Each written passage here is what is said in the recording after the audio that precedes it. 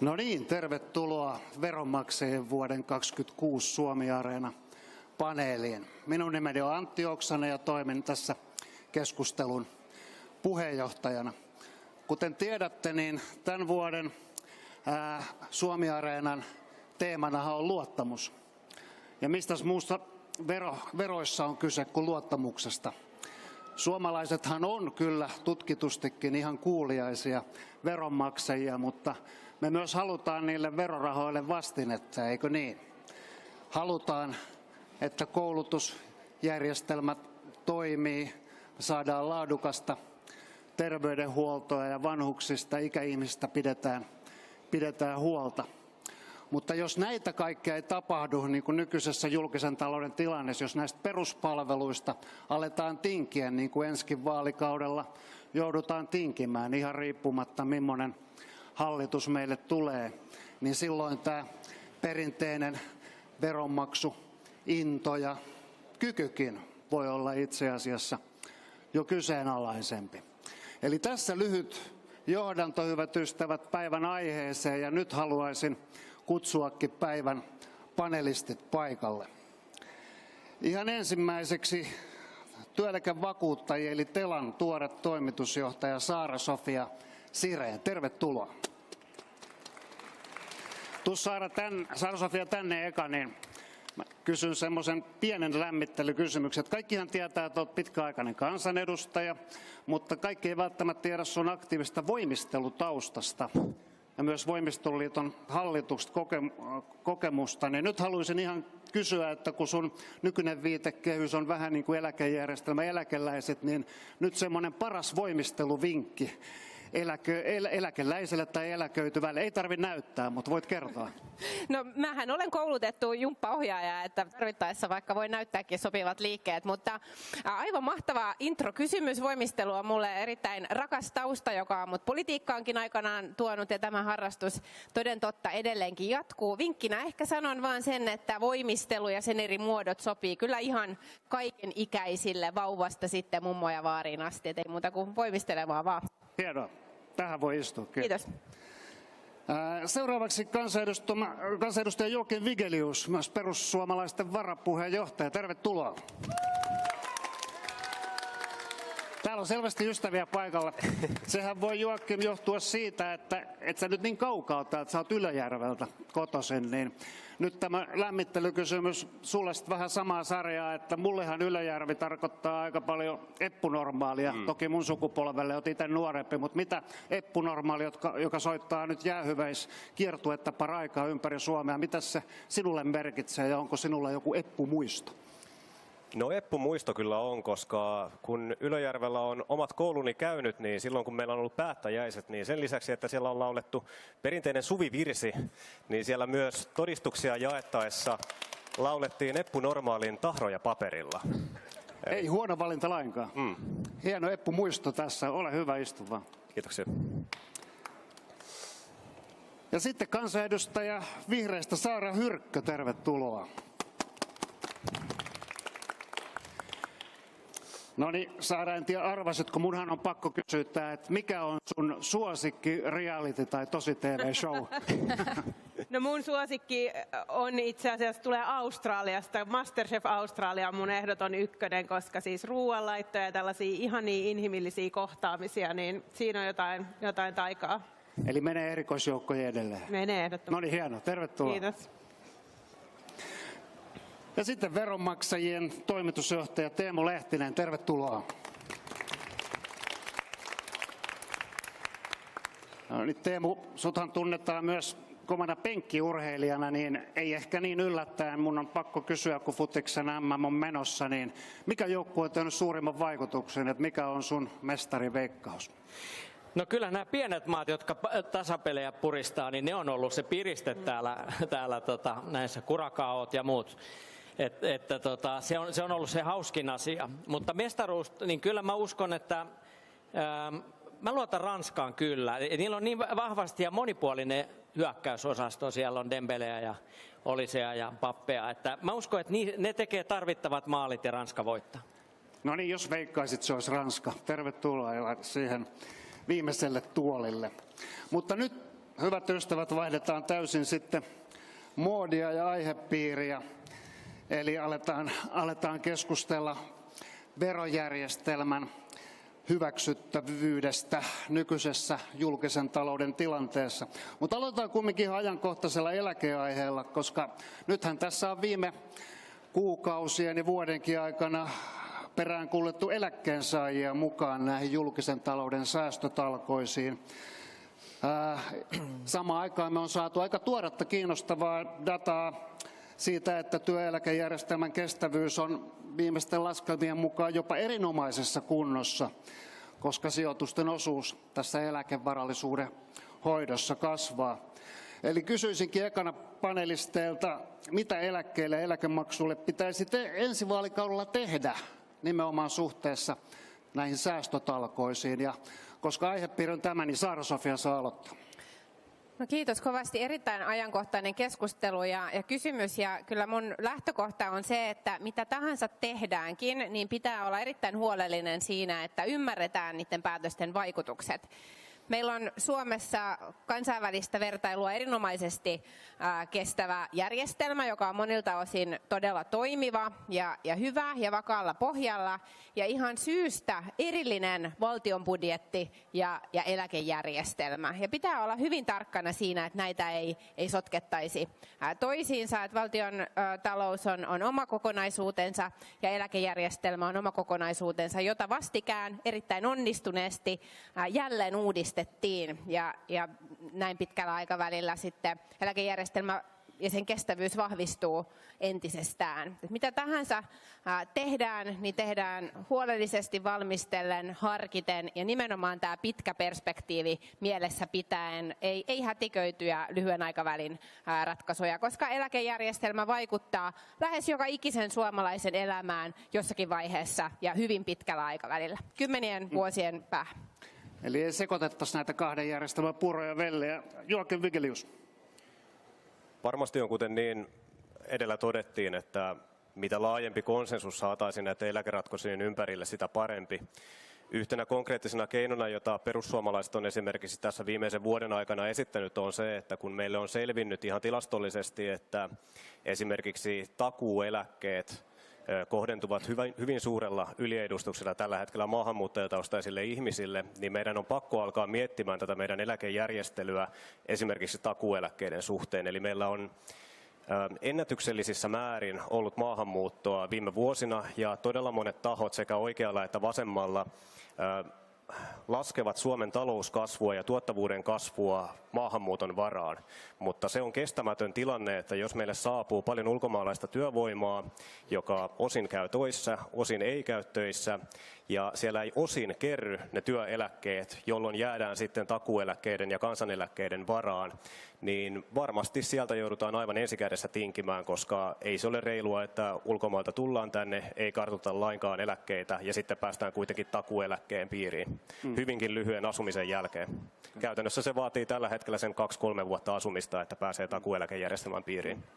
Puhutaan ennen kaikkea, mitä eläkejärjestelmä, pitääkö sen olla osa tätä julkisen talouden kuntoon laittamista. Saara Hyrkkö. No, joo, kiitos. Minusta Saara-Sofia puhuu hyvin siitä, että meillä on vahva toimiva järjestelmä, johon ihmiset voi luottaa, ja se on asia, jota ei pidä missään nimessä sössiä. Samaan aikaan on totta, että meillä esimerkiksi eläkeläisköyhyys on aito ja vakava ongelma Suomessa, ja mitä ikinä eläkkeelle tehdäänkään, niin se ei saa syventyä, vaan pikemminkin siinä pitäisi löytää ratkaisuja. Mutta sitten on itse kuitenkin sanonut, että kun meidän julkisen talouden tilanne on niin vaikea, niin me ei voida näin isoa sektoria kategorisesti sulkea tästä urakasta ulos. Koska jos me näin tehdään, niin silloin ne paineet sille julkisen talouden tasapainottamiselle kohdistuu entistä vahvemmina kaikkeen muuhun. Ja kaikkeen muuhun meidän toimintaan. Ja mä itse ajattelen vähän tälleen Sixten Korkmanin henkisesti, että luulen, että aika moni eläkeläinenkin olisi valmis ehkä pikkasen tinkimään omastaan, jos voidaan varmistaa, että me pystytään pitämään huolta meidän hyvinvointivaltion peruspalveluista, lasten ja nuorten palveluista esimerkkinä.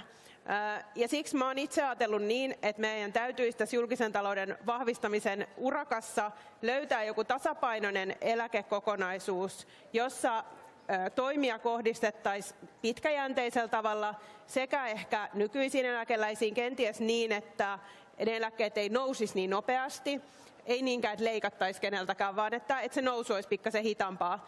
Sitten toisaalta ehkä työikäisiin niin, että eläkeikää kenties nostettaisiin jollain aikavälillä, jotta saadaan sitä eläkejärjestelmän kestävyyttä vahvistettua ja toisaalta eläkemaksujen korotuspaineita hillittyä. Ja sitten toisaalta puhuu myös niistä eläkkeiden karttumista, jotka ehkä helpoiten nousee keskusteluun, koska ne on toimia, jotka kohdistuu pitkälti nuoriin. Ja että se on epäoikeudenmukaista, jos teemme vain sen nuoriin kohdistuvan toimen. Täytyy olla tasapainoa ja sukupolvien välistä oikeudenmukaisuutta. Ja tästä voisi löytyä se tapa, millä me saadaan myös julkistalous vahvistettua ja eläkejärjestelmän mukaan tähän urakkaan. Eli kaikki mukaan talkoisiin. Se oli viesti tässä. Teemu Lehtinen, miltä nämä poliitikoiden ja ex-poliitikoiden näkemykset kuulostivat?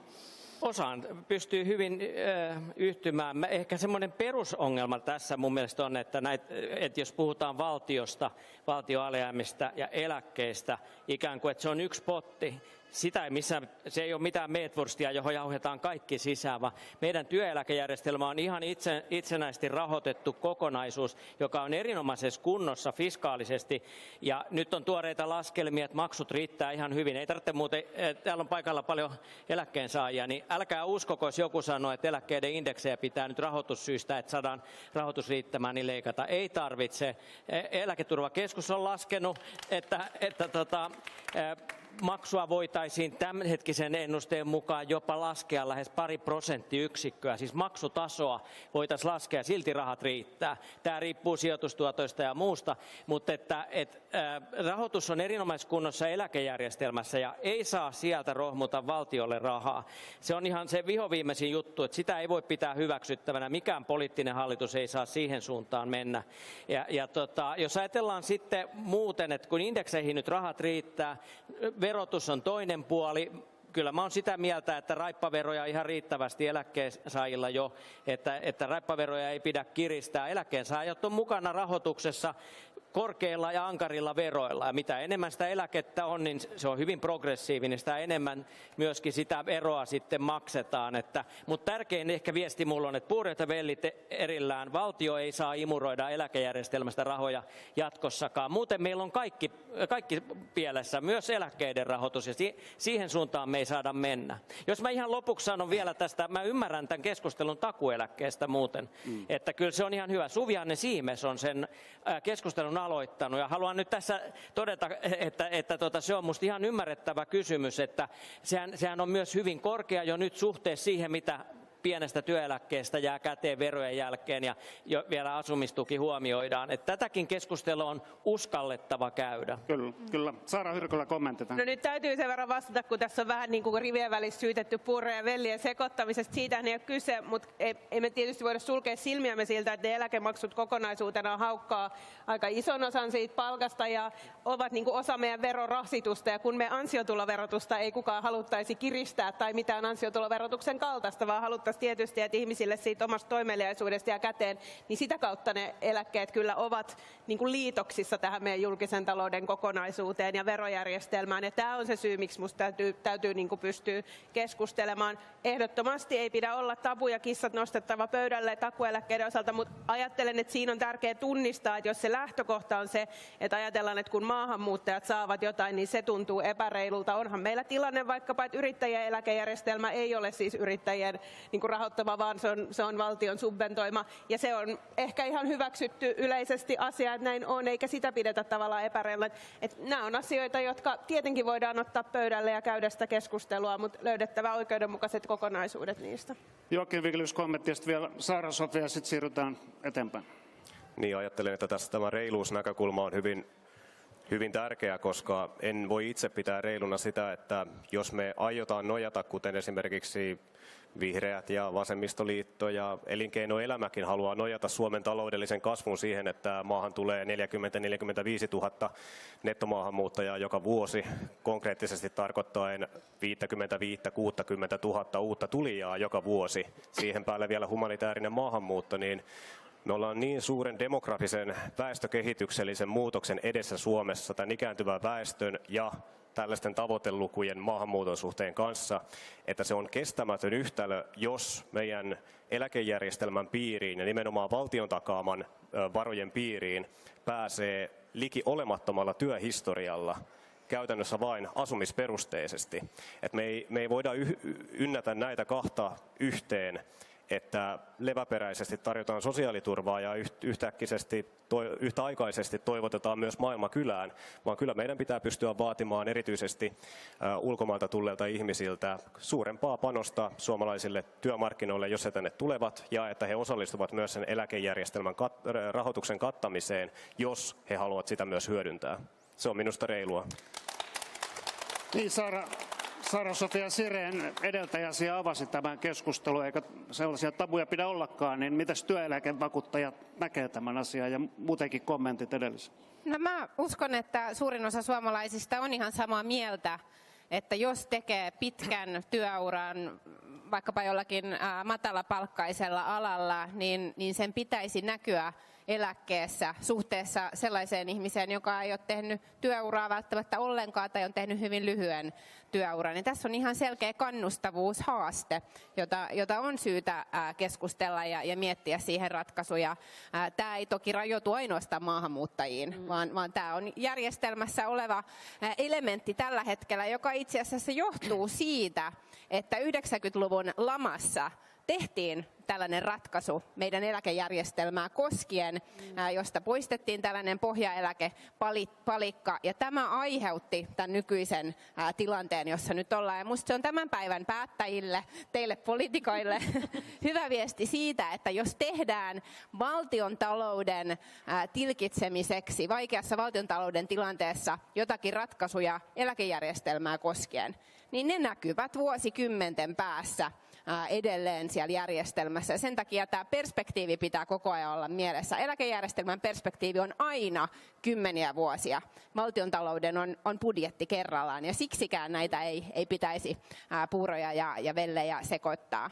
Toinen näkökulma on tähän luottamukseen, joka mainittiin. Siis meidän eläkejärjestelmän vakaus perustuu todella paljolti siihen, että on luottamusta ja suomalaisten pitää voida luottaa tähän järjestelmään, joka on hyvä ja hyvin hoidettu ja vakaalla pohjalla.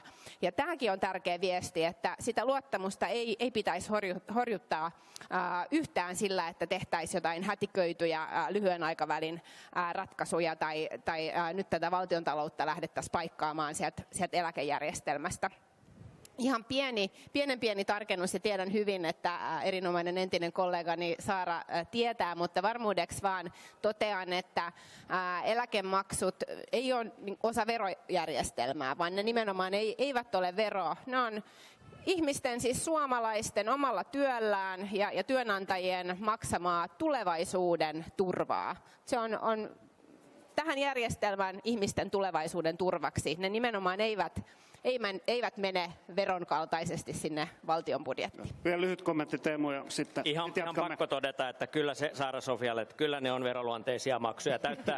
Sitä mieltä on OECD, sitä mieltä on Eurostat ja sitä mieltä on Tilastokeskus ja sitä mieltä on valtiovarainministeriö, eikä Veronmaksajan keskusliittokaan sitä haasta. Ne ovat kuitenkin, ne menevät näihin eläkerahastoihin ja siksi mä haluan pitää puuroita vellit, että niille ei rahoiteta muita menoja. Mutta kyllä ne veroluonteisia maksuja on, että ei ne ole sellaisia maksuja, jotka on vapaaehtoisia. Tästä olemme ihan samaa mieltä. Sanat ovat tärkeitä.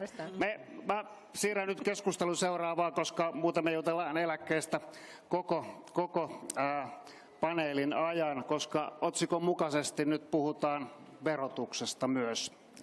Ja kuten tiedätte, hyvät ystävät, Suomessa veroaste on ihan Euroopan kärkiluokkaa ja silti julkinen talous on velkaantunut jo tosi monta vuotta ihan huipputasolla. Mutta onko ongelmana verotulojen riittämättömyys, julkisten menojen taso vai talouskasvun heikkous? 3 tekijää, millä kaikilla on osansa, mutta mikä näistä on nyt sitten se tärkeä, mikä pitäisi ekana taklata? Aloitetaan tällä kertaa Teemusta sieltä. Joo, me tiedetään kaikki, että Suomessa on tosi isot julkiset menot suhteessa meidän maksukykyyn, ja sitä mitataan esimerkiksi EU:ssa sillä lailla, että suhteutetaan julkiset menot, paljonko niitä on, ja sitten jakajaksi pannaan BKT, bruttokansantuote, joka kuvaa sitä, että paljonko pystytään maksamaan, miten pystytään rahoittamaan. Ja tämä suhde on Suomessa koko EUn korkein, niin kyllä se pysäyttävä tieto on. Meillä on 27 maata EUssa ja Suomi on ykköspaikalla, 58% ja risat. Tämä suhde, ja se vaan kertoo siitä niin kuin kahdesta asiasta. Ne menot on tosi korkeat ja toisaalta se maksukyky alhainen, että mun mielestä paras tapa ratkoa tätä on saadaan BKT-kasvua. Nythän on muuten iloisia uutisia tullut. Moni teistäkin on varmaan huomannut, että tilastokeskus tekee niin nopeasti tilastot, että ne on nyt saanut tilaston päivitettyä vuodelle 2024. 2 vuotta vanha BKT on sattu nyt laskea tarkemmin. Ja se oli paljon korkeampi kuin oli alun perin luultu. Se näyttää hyvältä, että meillä on talous saatu kasvuun ja se on se paras tapa.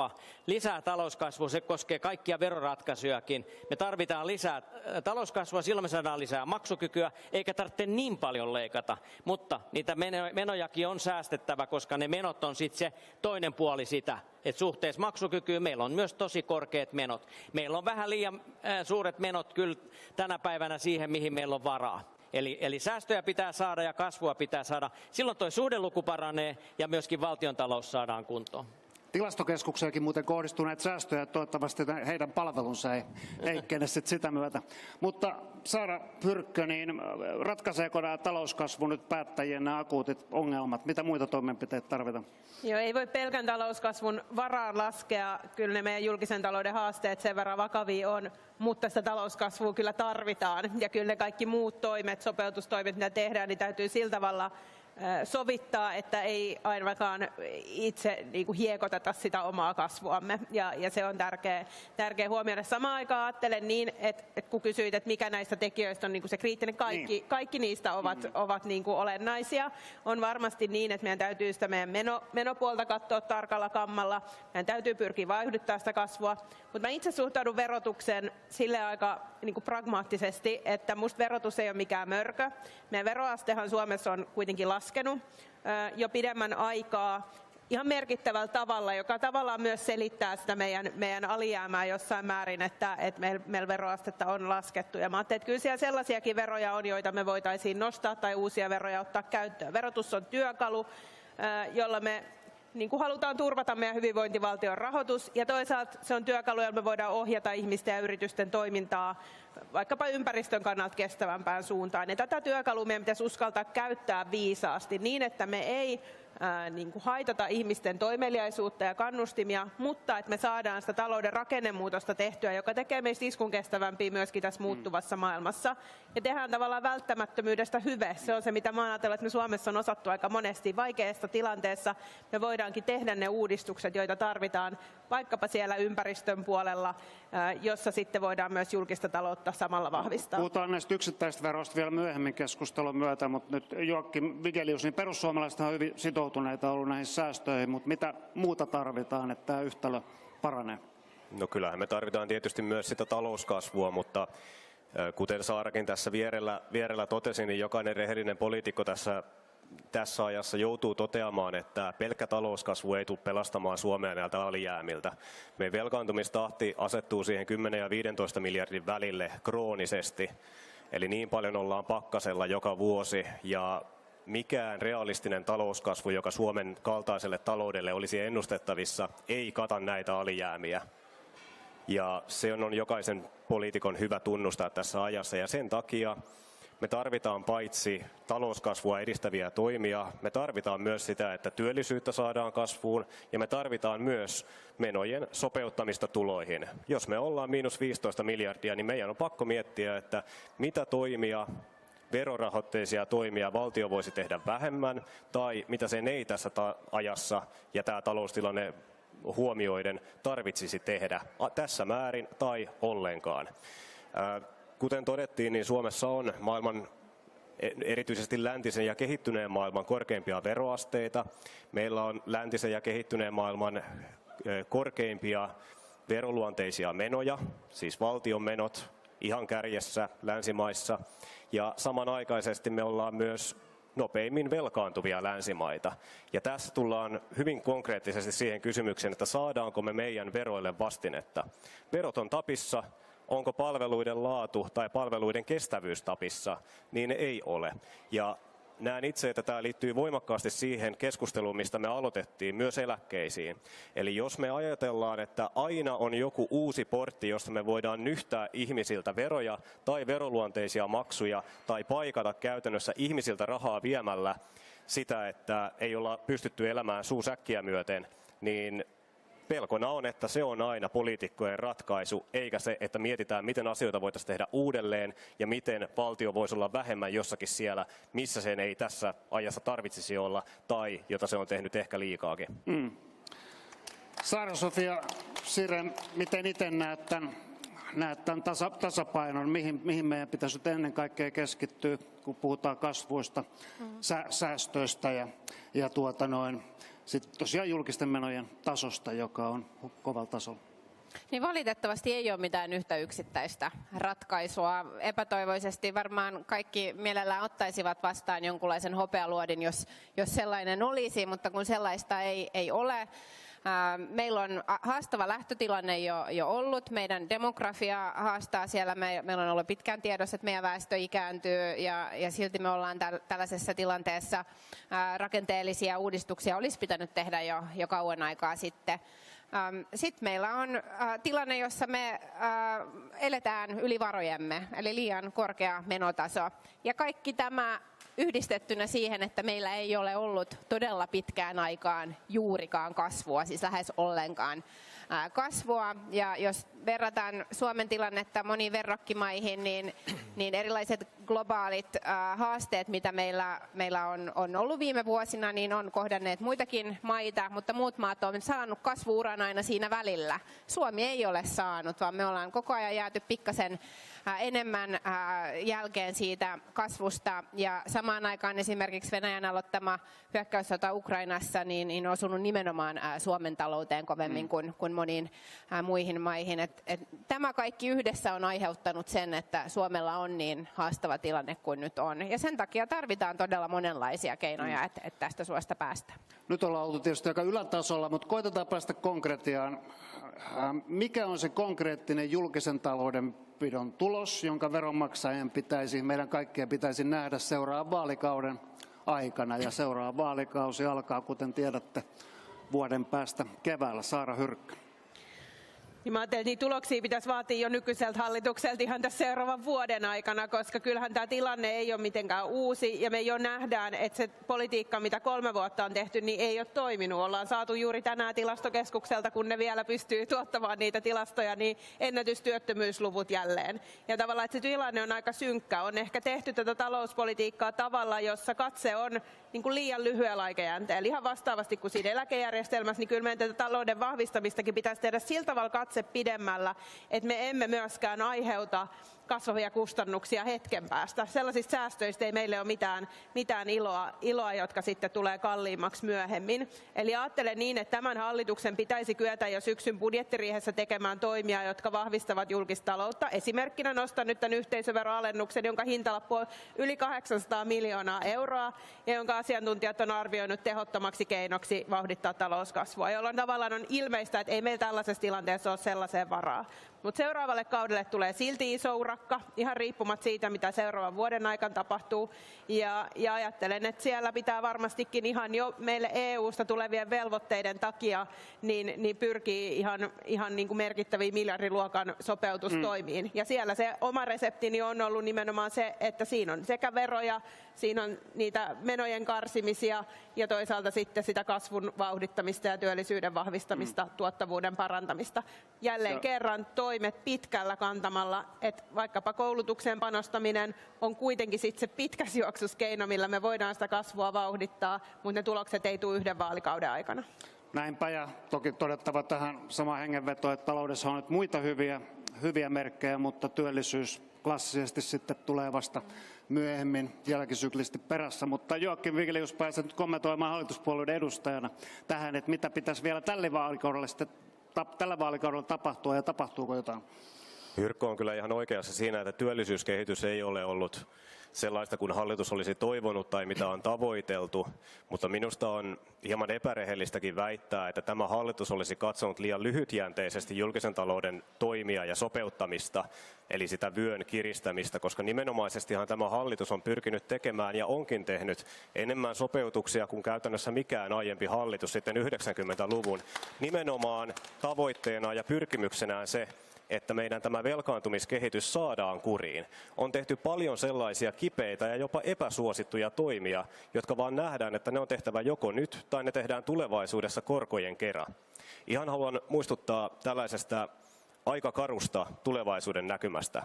Ei mennä edes kauhean pitkälle, mennään vuoteen 2030. Meidän valtion velkakulut, eli paljonko me maksetaan meidän valtion velasta, joka on lähes se 200 miljardia tässä kohtaa. Paljonko me maksetaan siitä ihan puhtaasti korkomenoja. Se oli muutama vuosi sitten Sanna Marinin hallituskaudella, kun vihreätkin oli siellä mukana. Se liikkui siinä 0,5 miljardin tietämissä. Tälle vuodelle se on 3,5 miljardia euroa. Ja vuonna 2030, siis 4 vuoden päästä, meidän korkomenot tulee tuplaantumaan likimain sinne 6 miljardin tietämille. Siis 6 000 miljoonaa euroa valuu ihan puhtaasti siihen, että me käytännössä maksetaan valtion velasta kertyneitä korkoja. Me ei saada sillä 6 000 miljoonalla yhtään lisää peruspalveluita ihmisille. Me ei saada niitä koulutuspalveluita, ei terveyspalveluita, ei sosiaalihuoltoa, vaan me saadaan ihan puhtaasti vain ylläpidettyä sitä velkaa ja uusittua, otettua uutta velkaa sitten tilalle, kun velkoja alkaa erääntymään. Ja se on niin massiivinen potti, että jos sitä suhteuttaa johonkin meidän menoihin, julkisiin menoihin tällä hetkellä, poliisille menee 1 miljardi. Kaikkeen poliisitoimintaan menee 1 miljardi euroa. Me maksetaan tällä hetkellä 3 Suomen poliisin verran pelkästään korkokuluja. Ja siinä kohtaa, kun muutaman vuoden päästä jo seuraavalla hallituskaudella, kuka ikinä onkaan vallassa, silloin kun menee 6 miljardia korkoihin joka vuosi, se vastaa nykyisin meidän koko peruskoulun rahoitusta likimain. Eli niinkin tärkeä osa kuin meidän peruskoulutus, joka takaa meidän lapsille ja tulevaisuuden työntekijälle, eläkeläisille sen perustason ja perusosaamisen, sen verran rahaa menee pelkästään velkavuoren ylläpitämiseen. Ja se on se syy, minkä takia nyt tehdään myös sellaisia toimia, mitkä on epäsuosittuja tässä ajassa, mutta jolla turvataan niitä tulevaisuudenkin palveluita. No niin, karuja lukuja. Ja varmaan ollaan kaikki sitä mieltä, että velkasuhteen kasvu ei voi jatkua tällä tavalla, kun nyt on tapahtunut. Ja siihen on toki nyt sitten yhdeksi lääkkeeksi tullut tämä velkajarru, joka on niin kuin pääpuolueiden yhteisessä sopima. Onko se, Teemu Lehtinen, oikeanlainen lääke tähän tilanteeseen? Velkajarru ei ole vielä lääke, mutta se on hyvä osviittaa, että jotain tarvitsisi tehdä. Se on ihan hyvä, että puolueet on laajasti, ainoastaan vasemmistoliitto jäi siitä pois, siitä velkajarrusopimuksesta. Myöhemmin lasketaan, mitä se miljardit tarkasti on ja miten sitä sovelletaan, mutta se on tärkeä herättäjä. Me tarvitaan niitä säästöjä ja päätöksiä konkreettisia tässä. Ehkä tässä kun kysyttiin, mitä pitää nyt tehdä vielä tällä vaalikaudella, niin verotuksen osalta älkää ihmeessä tehkö enää mitään. Nyt on tehty todella hyviä päätöksiä. Marginaaliverot on alennettu. Me on Ruotsin jälkeen 5 vuotta myöhemmin yli marginaalivero alennettu lähelle 50%, mikä kaikkien arvioiden ja laskelmien mukaan tuottaa enemmän rahaa kuin aikaisemmat korkeimmat marginaaliverot, koska me ollaan jo siellä Lafferin käyrän yläpuolella tai laskevalla osalla. Yhteisövero, siitä oli tässä äsken puhetta, älkää ihmeessä muuttako sitä. Ja seuraava hallituksen pitää pikapuolin todeta, että se pidetään seuraava vaalikausikin samana. Jos me jotain tarvitaan verotuksen, me tarvitaan luotettavuutta ja vakautta ja ennustettavuutta. Ja minä uskon talousasiantuntijoista, muun muassa talouspolitiikan arviointineuvostoa, joka raportissaan sanoi, että yhteisöveron alennus voi olla hyvä pala kasvuhakuisessa veropolitiikassa, tuottaa investointeja Suomeen ja yritykset näyttää tulosta täällä ja muuta. Mulla on siitä historiasta kokemusta jo vuoden 1993 uudistuksesta, ei mennä niin niin kauas, mutta tätä on kokeiltu monta kertaa. Aina on lähtenyt verotuotot kasvuun, kun yhteisövero on alennettu. Viimeksi sitä alennettiin 2014. Se oli hyvä muutos. Silloin oli sosiaalidemokraattinen valtiovarainministeri Jutta Urpilainen ja verotuotot kääntyi nousuun. Ja mä olen ihan varma, että tämä 18 on hyvä, eikä sitä pidä katsoa tälleen staattisesti. Ja nyt pitäisi pikavauhtia mun mielestä vaaleihin valmistautuvien puolueiden vähän skarpata, eikä lonksutella ja pelotella tämän nostolla, koska jos me jotain ei tarvita on sitä, että yritykset rupeaa katsomaan, että yhteisövero päätetään 9 vuodeksi kerrallaan. Viimeksi se oli 12 vuotta ja kyllä se nytkin pitää olla vähän vakaampaa tämä meno. Mutta kun kysyit juuri, että mitä pitää tehdä, niin ensimmäinen juttu on se, että ei tee vääriä edestakaisia siksakkeja ja heiluntoja. Mennään näillä, mitä nyt on päätetty, olette tehneet hyviä ratkaisuja myös perintö- ja lahjaverossa. Mennään niillä vaaleihin ja sitten keskustellaan, mitä vaalien jälkeen pitäisi veroille ja menoille tehdä. Menopuolella veronmaksajan näkökulmasta eniten pitää tehdä ja sitten varmistaa, että kasvu ei vaarannu. Tästä mä olen Saaran kanssa samaa mieltä. Semmoisia päätöksiä ei tehdä, jotka vaarantaa talouskasvun. Ei muun muassa nostaa yhteisöveroa. No niin, täältä tuli jo hyvää palautetta hallituksen verotoimista, veropolitiikasta. Miten Saara Hyrköltä tulee? Joo, mä ensinnäkin tartun tuohon Joakimin puheenvuoroon, joka oli tietysti ansiokas puheenvuoro siitä, että minkä takia tämä meidän velkaantumisen tahti ja määrä on ongelmallista. Ne korkomenot on niin valtavat, mutta kiinnitän huomioon siihen, että usean minuutin puheenvuoro vastauksena kysymykseen, että mitä pitäisi tehdä ja mistä ne säästöt löytyy, ilman yhtäkään vastausta siitä, koska niitä korkomenojahan ei voi leikata pois. Ne ei niin kuin nopeasti sieltä lähde, vaan se velkaantumisen taittaminen sitten kuitenkin ottaa aikansa. Eli perussuomalaisilta ei ole kuultu kuitenkaan sitä listaa, että millä se 8-11 miljardia tulevalla vaalikaudella säästetään. Pienet näpertelyt ei siinä riitä. Taitaa olla minä ja Jallis Harkimo ainoat poliitikot, jotka ollaan omat 9 miljardin listamme itse asiassa esitelty. Ja niistä voisi olla eri mieltä niistä toimenpiteistä, mutta on samaa mieltä, että nyt tarvittaisiin vähän konkretiaa pöytään ja niitä ehdotuksia, että millä tämä urakka aidosti hoidetaan. Tämän vaalikauden näytöt eivät ole kovin vahvat. Puheet on kovia, mutta nettosopeutuksen määrä on 2,8 miljardia. Ei siis mitenkään 10, niin kuin ollaan monesti kuultu hallituspuolueiden puhuvan. Ja se johtuu osittain nimenomaan tästä veropolitiikasta, jossa niiden isojen massiivisten leikkausten ikään kuin säästävä vaikutus ollaan sitten jaettu veroalennuksina. Ja mä ajattelen myös niin, että ne voi olla aivan hyviä päätöksiä joissain olosuhteissa, mutta osana tällaista aika epäoikeudenmukaista kokonaisuutta, jossa kaikkein vaikeimmassa tilanteessa olevilta ihmisiltä otetaan ja lapsiperheköyhyys syvenee, niin suomalaisten tavallaan yhtenäisyys kärsii tästä. Ja se on minusta se keskeinen ongelma ja uhka myös sille tulevalle talouspolitiikalle, että jos me menetetään tässä maassa se kokemus, että me ollaan samassa veneessä. Se on iso arvovalinta, joka me ollaan tehty hyvinvointivaltio Suomessa, ja se on se valinta, mistä itse haluan pitää kiinni myös tulevaisuudessa. No niin, nyt mentiin yksittäisiin verotoimiin jo, niin jatketaan kumminkin ihan veroistakin vielä se, että todettiin, että hallitus on tehnyt fiksuja vetoja täällä panelistien mielestä, mutta jos nyt verolla halutaan jotain tehdä, niin onko sellaisia veroja nykytilanteessa, joiden kiristäminen ei heikentäisi työntekoa, yrittämistä tai investointeja? Jos sieltä veropuolet jotain haluaa, niin mitkä ei vaaranna sitä kasvua? Joakim Vigelius. Mietin, että vastaanko Saaralle ensin vai vastaanko kysymykseen, kun siitä moitittiin. Vastaan nopeasti Saaralle, pidetään tosiaan nämä puheenvuorot napakampina. Hyvä.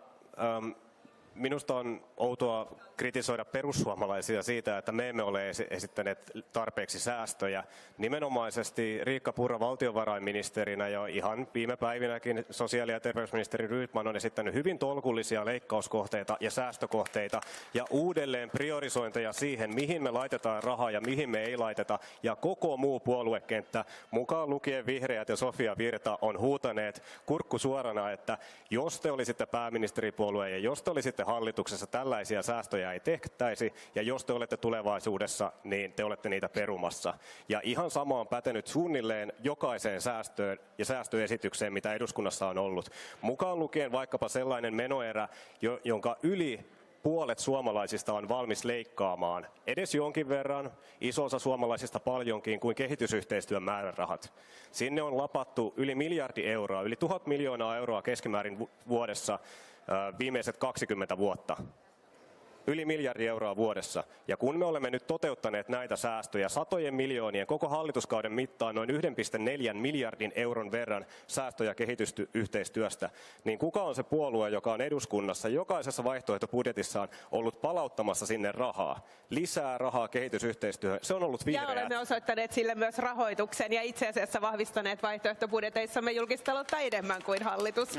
Nämä on arvovalintoja jo. Mutta jatketaan veroista. Onko siellä semmoisia veroja, joissa olisi perussuomalaisten mielestä jopa kiristämisen varaa? Mä uskon, että jokainen vero varmasti omalta osaltaan heikentää jonkinlaista taloudellista toimeliaisuutta, mutta sitten on erilaisia veroja, joilla on erilainen vaikutus siihen taloudelliseen toimeliaisuuteen tai työkannustimiin. Kyllä mä esimerkiksi ajattelen, että alkoholiveron korotukset ja tupakkaveron korotukset, mitä hallitus on tehnyt, ne on ehkä vielä vähiten haitallisesta veropäädystä, mitä meillä on. Mutta kyllä mä näkisin, että meillä voisi tulevaisuudessa Suomessa olla mahdollisuuksia esimerkiksi ulkomaalaista turismia verottaa enemmän erilaisin pienin hintoihin ujutetuin veroin, jota maksavat käytännössä turistit, koska se muutaman euron vero ei välttämättä tuhoa meidän esimerkiksi Lapin turismia tai muualle Suomeen tulevaa turismia, mitä maksaisivat nämä ulkomailta tulevat ihmiset, mutta se auttaisi kerryttämään meille sellaisia verotuloja, jotka muuten helposti lankeavat ihan tavallisten suomalaisten työssäkäyvien maksettavaksi. Niin, Saara-Sofia Sirén, olet saanut vähän etäisyyttä nyt sieltä eduskunnasta, niin miltä nämä niin kun nykyhallituksen veropolitiikka näyttää nyt sitten telasta käsin? No joo, kyllähän tämä keskustelu ihan tutulta ja turvalliselta siinä mielessä kuulostaa, että näiden samojen kysymysten parissa on tullut painittua itsekin poliittinen ura, ja verotuksen osalta ehkä se, mikä on kaikkein ratkaisevin, on se kokonaisveroaste ja millä tavalla verotetaan esimerkiksi työntekoa. Et kyllähän meidän pitää kannustaa siihen työn tekemiseen ja miettiä, että millä tavalla varmistetaan, että työnteko on jatkossa kannattavaa ja siihen nimenomaan kannustaa meidän järjestelmää. Tästä uskon, että ollaan varmaan varsin laajasti kyllä yhtä mieltä. Mites Teemu, hallitushan on toki tehnyt siellä liikkeitä, nimenomaan kiristäviä liikkeitä siellä kulutusverojen puolella, ja meillä on tällä hetkellä Euroopan toisiksi kovin arvonlisäveroaste, niin miltä se kuulostaa? No se on totta, että siellä on menty korkealle. Verotuksen rakenteessa on totta, että on vähemmän vahingollista verottaa kulutusta ja haittoja kuin verottaa työtä ja yrittämistä. Lähtökohta on tämä, ja rakennetta on yritetty muuttaa siihen suuntaan. Meillä on ongelma se, että kulutusverotkin on jo tosi korkeat. Että tosiaan se on nyt se 25,5 yleinen alvikin jo, että se liikkumavara ei mikään rajaton ole ylöspäin, ja ehkä ne haitakkeetkin, me ollaan aina selvitetty sokeriveroja ja rasvaveroja ja kaikkea, ei ole helppo terveysperusteisia eikä muita haittaveroja kehittää. Että tavallaan ei meillä nyt ole ihan järjetöntä määrää semmoisia haitakkeita, joita olisi unohdettu verottaa. Mä oon ihan samaa mieltä tupakasta ja alkoholista, että ne on ollut oikeita kohteita, niin kuin tässä todettiin. Mutta että ongelma on se, että myös ne vähemmän haitalliset tai vähemmän vahingolliset verot on jo Suomessa tosi korkeita. Verotuksen kokonaistaso on korkea, niin kuin Saara-Sofiakin tässä totesi. Ehkä se kaikkein korkeimmillaan vuosituhannen vaihteessa oli vähän korkeampi se veroaste, mutta sitten jos me otetaan 80-lukua, niin me ollaan reilusti korkeammalla nytten. Se on mennyt vähän edestakaisin ja viime vuodet ollaan menty tasaisesti ja me ollaan yksi maailman korkeimmista. Liikkumavara ylöspäin veroissa ei ole mikään suuri, jos ei haluta isoa vahinkoa ja kasvua haitata. Nyt poliitikoille aika olennainen kysymys, joka on tämän meidän koko teeman ytimessä, että kuinka vahva yhteys verojen ja palvelujen välillä pitäisi olla. Palveluita me käytetään joka päivä julkisella puolella, jotta kansalaiset kokevat verotuksen oikeudenmukaiseksi. Oletteko te yleensä huolissaan tästä, että se veronmaksukyky on vaarassa tässä, jos nämä julkiset palvelut jatkavat heikkenemistä? Joakim ja sitten Saara. Olen huolissani sekä tästä veronmaksukyvystä että erityisesti kansalaisten veronmaksutahdosta. Eli kun kokonaisveroaste hilautuu korkealla sekä kulutusverojen että sitten toisaalta työn, omistamisen, sijoittamisen verotusten kautta, niin ihmisillä on hyvin vaikea perustella, minkä takia hyvinvointivaltio käyttää rahojaan tavalla, jolla se käyttää. Meillä on rakentunut tässä vuosikymmenten aikana monenlaisia sellaisia pesäkkeitä, josta tavallinen veronmaksaja maksajan roolistaan huolimatta ei ole edes ollut tietoinen. Ja niitä on esimerkiksi tällä hallituskaudella todella paljon perattu. On se sitten siellä kehitysyhteistyön puolella, on se Yleisradion puolella, on se kotouttamisen kuluissa, on se vaikkapa näissä STEA-järjestöavustuksissa. Meillä on paljon sellaisia pesäkkeitä, jotka ei ole oikeasti niitä hyvinvointivaltion aivan keskeisimpiä toimimisen alueita. Ja minusta se on kestämätöntä, että ihmisille perustellaan kaikissa vaalitenteissä koko ajan sitä, että meidän on pakko kiristää verotusta, jotta me saadaan vanhuksille hoitoa ja että me saadaan pidettyä meidän peruskoulut pystyssä, kun meillä on paljon sellaista täysin toissijaista toimintaa näiden peruspalveluiden takana ja niiden ikään kuin varjolla perustellaan korkeampaa verotusta. Eli selvä huoli on, nyt joudun siirtämään puheenvuoron Saaralle, aika rientää, viimeinen minuutti menossa. Joo, mä ajattelen, että tämä palautuu siihen kysymykseen luottamuksesta. Että kyllähän meidän täytyy pystyä huolehtimaan siitä, että tässä maassa jokainen voi luottaa siihen, että itsestä ja läheisistä pidetään huolta, jos tarve niin vaatii. Luottaa siihen, että niille omille lapsille on tarjolla tukea ja apua ja laadukasta koulutusta ja ehkä luottaa siihen, että me ollaan jatkossakin maa, jossa kaveri ei jätetä.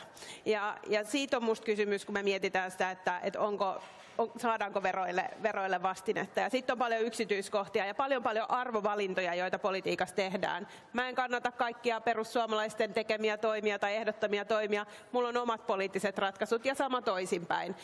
Ja sitten täytyy ikään kuin ehkä kansalaisten olla valppaana siinä, että vaatii poliitikoilta aidosti niitä vaihtoehtoja pöytään ja sitä konkretiaa. Ja että millään yksinkertaisilla ihmelääkkeillähän tämä homma ei ratkea. Miljardissa on 1000 miljoonaa ja silloin ei riitä, että sanoo 3 jotain muutaman miljoonan kokonaisuutta. Siitä ei sitä isoa pottia saada. Et meillä on isoja vaikeita päätöksiä tulossa, mutta jos siitä luottamuksesta ja yhteisestä ajatuksesta pystytään pitämään kiinni, niin mä uskon, että me pärjätään. Kiitos. Hyvät ystävät, aika rientää, kun on tärkeä aihe. Kiitos oikein paljon täällä paikalla olleille kuuntelemisesta ja myös sinne striimin päähän. Ja kiitos arvon panelistit. Ja hyvää Suomi-areenaa kaikille.